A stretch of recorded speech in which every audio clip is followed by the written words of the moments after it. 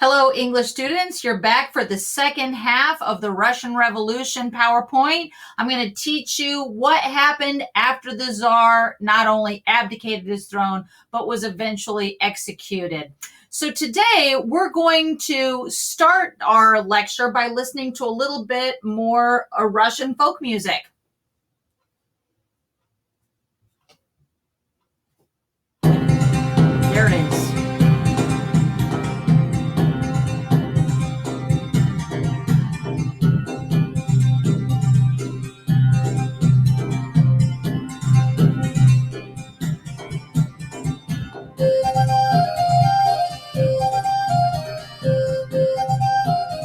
I can pretend to play the flute with this one.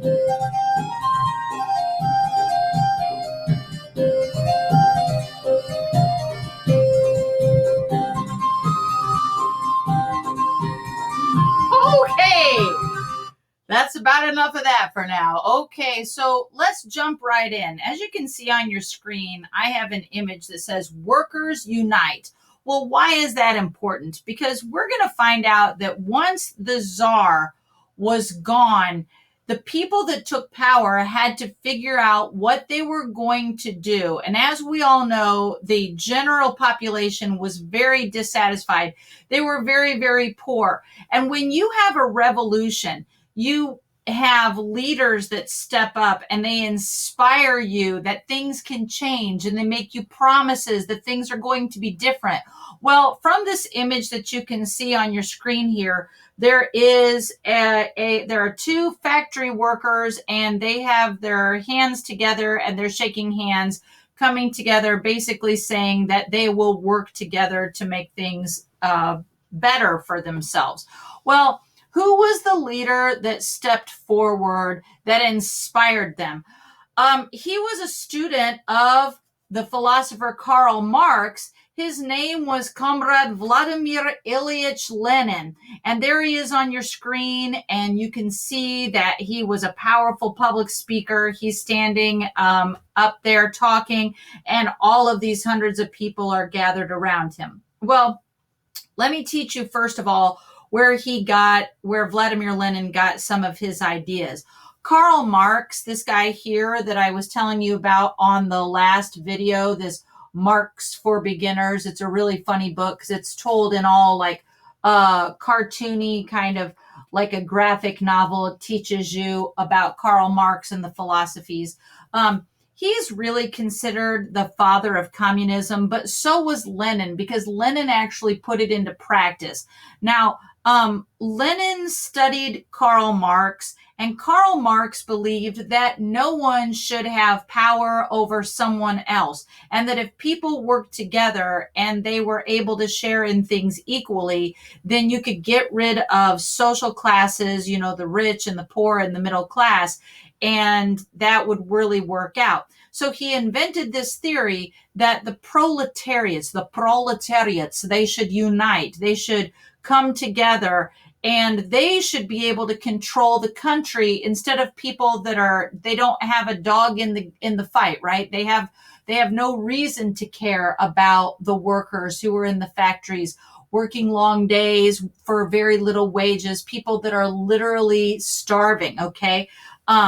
This theory later became what you think of as communism. And if you think about it, communism doesn't sound too bad. If social classes cease to exist and I work and you work and we all get along and we're sharing in things equally, that would be great. But communism doesn't always work out because people are greedy. But back to Karl Marx, it's really important to note that this guy believed in the good for all workers. He believed in Social Security, for example, in pensions, in holidays. Many of these later, these were inventions, but can be attributed to him and the things that he was striving for, even scholarships for education. But his most famous work is called the Communist Manifesto. Okay, now back to Comrade Vladimir Lenin. But Lenin comes along and he's talking to people about workers uniting and how they should have rights. And the Tsar, the leader of Russia, before he was killed, obviously, he was intolerant of Lenin's ideals. And so he had exiled Lenin to Siberia in 1895. Notice the date here, folks. This is before what I've already taught you about the peasants revolting and about the Tsar getting killed in 1918. So Lenin was exiled to Siberia, but in that time, though, he was still continuing his revolutionary activities. During World War I, he spoke out against it. He published and produced pamphlets speaking out against the war. He urged the workers to join forces. He supported mass demonstrations, and these demonstrations were draining the war effectiveness away from Russia. And the Tsar saw that this man here had quite an appeal with the people, as he should have, right? In 1917, you recognize this year? This is the big year of the revolution. Lenin returned secretly to Russia with the help of Germany. But the thing is that the Germans were actually afraid of Lenin, so they smuggled him back into Russia in a sealed train car. And at the time that he gets to come back, or that he comes back, Russia is ready for this revolution. So Lenin gathers support from the Bolsheviks, and they overturn the weak provisional government. You might remember that had been established, and they created a brand new one. And this is when they had forced the Tsar to abdicate or give up his throne. Here's the new government that they came up with. It was called the Council of People's Commissars. It was the new ruling body. You've got Vladimir Lenin. He's the chairman, right? You see his picture here on this book cover, right? You also see him here on that other book cover where he's speaking to people. He looks very, very powerful. So he's the chairman. Then you have Leon Trotsky, who's the Commissar of Foreign Affairs, and then Joseph Stalin. Just wait until I tell you about Joseph Stalin. He's the Commissar of Nationalities. Here's a picture of the three of them: Stalin, Lenin, and Trotsky, in that order. Here's pictures of Lenin, and there's a picture of Trotsky. Okay. So let me teach you now about the Bolsheviks and how they became the Communist Party. Well, they were led by Lenin and Trotsky. Trotsky engineered this successful coup d'etat, or the capture of the state, and he was revered for his military and political success. Now, we need to know about Leon Trotsky before we can read Animal Farm, because one of the characters directly relates as a parallel, as an allegorical figure, and it is the character of Snowball in Animal Farm. He's kind of a whitish type of pig, and he is supposed to be Leon Trotsky in real life, okay? So he was revered for, Trotsky in real life was revered for his military and political successes. He captured the government buildings. He captured the Tsar's Winter Palace. He released political prisoners. And after Lenin's death, the Bolsheviks had Joseph Stalin become the leader. So here's a picture of the Soviet flag. That was their new established flag. Now, about Lenin, though, he was so influential because he was such a great public speaker. He was able to rally support. He used catchphrases and songs and propaganda, which later become really a part of communism, a part of the way they preserve the party. And initially, Lenin, as the leader of this new government, he was fulfilling promises. He even negotiated a peace with Germany that ended the war. Then he did what was called nationalizing the factories. They became owned by the state, and the profits were supposed to be shared out and sprinkled down to the workers, right? He requisitions food to give it to the poor and the needy. So he becomes a hero. He organizes the workers, or what we've learned that word, the proletariat, right? He really believed And this is why he was so successful as this first Bolshevik communist leader, that if you unite the workers, you're going to have a stronger Russia. But we are going to be comparing that idea later to what Joseph Stalin believed. Now, in Lenin's later years, this is where things take a turn. Remember in our last lecture how we talked about how power corrupts? And the phrase was absolute power corrupts absolutely. So if you have power, you don't want other people to have the power. So Lenin became repressive. He wouldn't allow people to speak out. He became controlling. He mocked religion, which religion in some ways is good for the people. It gives them hope. It gives them unity. But he mocked the czar and the concept of having czars. He began assassinating his opponents. And sadly, this civil war broke out between the supporters and the opponents. The Russian soldiers, the white Bolsheviks, opposed the red Bolsheviks in power. It became a civil war. And then Trotsky was able to win over the opposition and crushed the white Bolshevik army forces. So that kept Lenin in power, right? But in Lenin's final years, he started to distrust Joseph Stalin, that we'll learn about in just a moment. He feared that Stalin had a thirst for power. He even recommended that Joseph Stalin be removed from the Communist Party before it was too late. Now, Lenin's leadership paved a way for communist dictatorships and later totalitarianism that we learned about in the last video. Now, the strange thing is that after he died, his body was mummified and it was placed on display in Moscow in Red Square. And this is a picture of his mummified corpse right there. He died in 1924. I think he died of a lung ailment, if I'm not mistaken. Now, let me teach you a little bit about Joseph Stalin. I have a special video that you're going to be watching that really highlights the atrocities that Joseph Stalin committed against his own people. But let's learn a little bit about him. Well, he was exiled to Siberia in 1913, so you can see that he, at the time before the revolution, was not trusted. He also came back to Russia in 1917. He was one of those early organizers with the Bolsheviks. And again, like I said in the previous slide, he became the Commissar of Nationalities under Lenin. So he wasn't the top leader. He wasn't the chairman. Now, he becomes the Russian leader, the chairman, after Lenin died in 1924.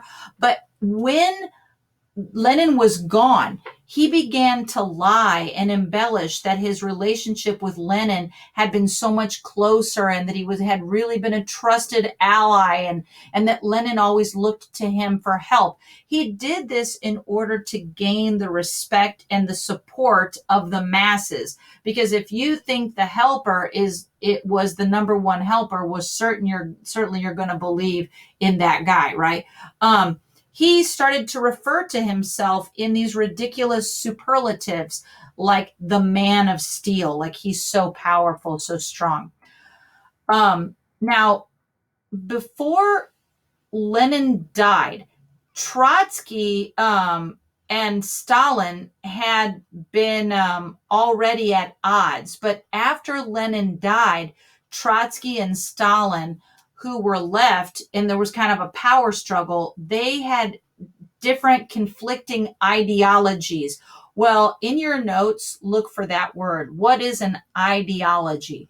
It is this system of ideas and ideals, especially one which forms the basis of economic and political theories and policies. So what were their different ideologies and how the country should be run by the communists? Well, on the left, you see that Trotsky, he believed that the revolution in Russia would only succeed if other revolutions happened throughout Europe. Stalin, on the other hand, believed that their revolution would be successful and could be strengthened from within if they warded off attack from the outside world. So they would insulate themselves and not look to the outside. Okay, so rather than bonding with the outside world, saying that other countries should have their workers unite, Stalin did not believe that. Trotsky believed that we should look outside of ourselves. Trotsky also believed, on the left, you can see, a strong Russia would be built on this industry of consumable goods, things that you consume. That would be food or clothing or household items. Whereas Stalin, on the other hand, his ideas were all about the industry built on heavy industry, machinery, transportation, equipment, and weapons. Now, because they had these conflicting ideologies and Stalin had power and he wanted Trotsky out, Stalin and his followers voted out Trotsky. They expelled him from the Communist Party and they even forced him into exile. This is when Stalin took on absolute totalitarian power. I can't wait until you watch the video and see what you learn. But he purged any and all opposition. Anyone that stood against him, he had them killed in a variety of ways, whether it was outright shooting or he had them exiled to different places or he had them poisoned.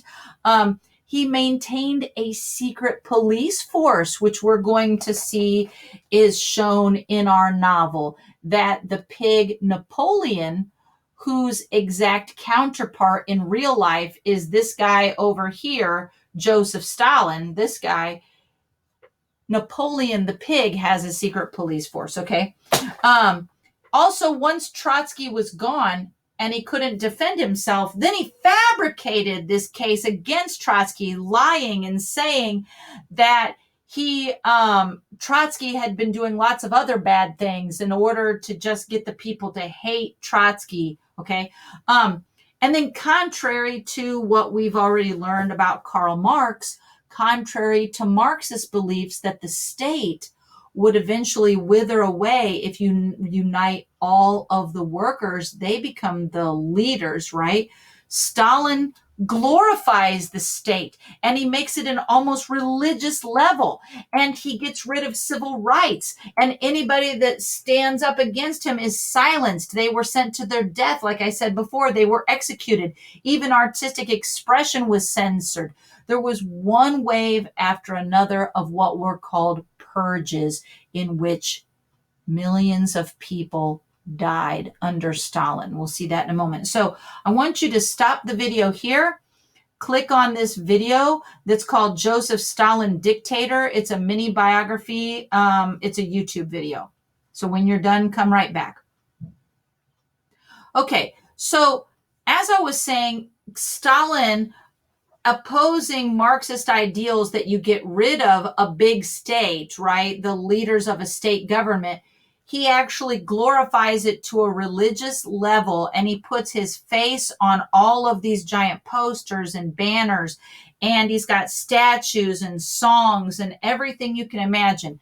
Guys, this is propaganda. In oral communications, I teach you that propaganda is when you aren't given the freedom of choice. You're told what to think, okay? Because they will flood you with so much information and not allow you to see the opposition. That's propaganda. So he expected the masses to worship him.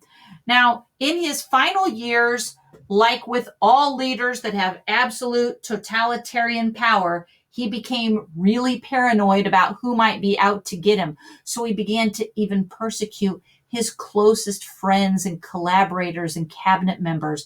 He returned to the purges that he had in 1930. He was hardly ever seen in public. He kind of went into hiding, which actually stimulated the public's interest in who he was. Where was he, right? He's in hiding, and they began to adore him and worship him because of all these songs and posters and regalia about him. But after his death in 1953, just a couple of years after our author George Orwell died in 1950, by the way, guys. It's discovered that Stalin had killed more of his own people than Hitler did to the Jews during World War II. Let that sink in. Just let that sink in.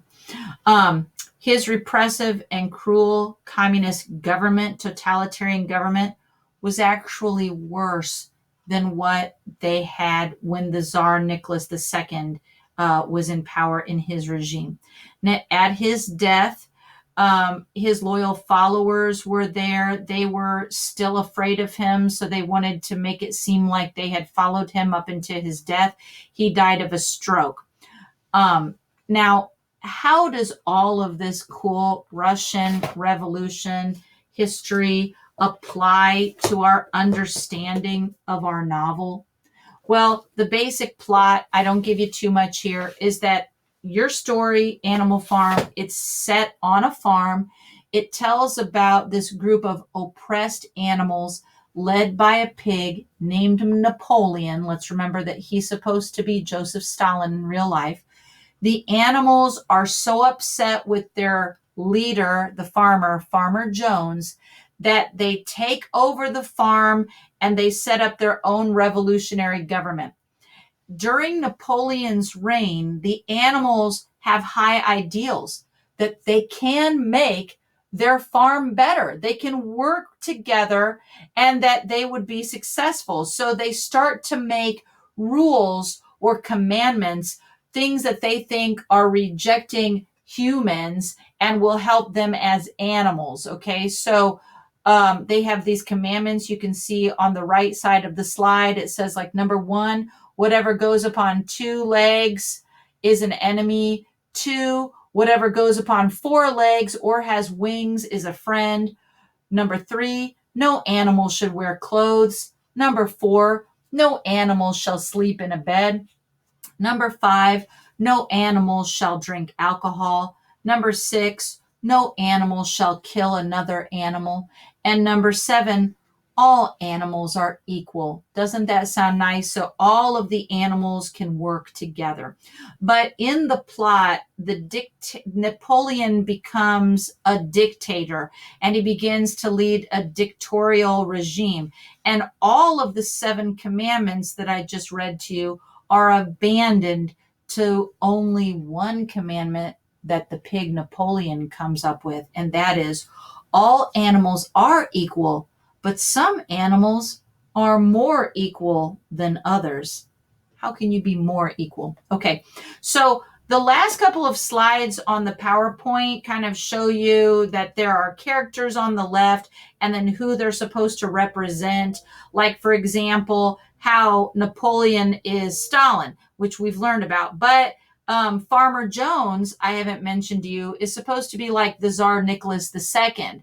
And Boxer, this very large draft horse, this hardworking draft horse, is supposed to represent the loyal, hardworking man. Okay. Another slide that I have here is, for example, the sheep that end up following Napoleon, doing whatever he says. They're supposed to represent blind conformity, that whenever you just allow this leader to do whatever he wants, you're going to agree with him and you're not going to question. Okay, blind conformity. You're going to conform. Let's go ahead and move on then finally to one of the last slides. Orwell does make a comment about religion. He does remain conventionally socialist in the way he portrays religion. There's a character named Raven, Moses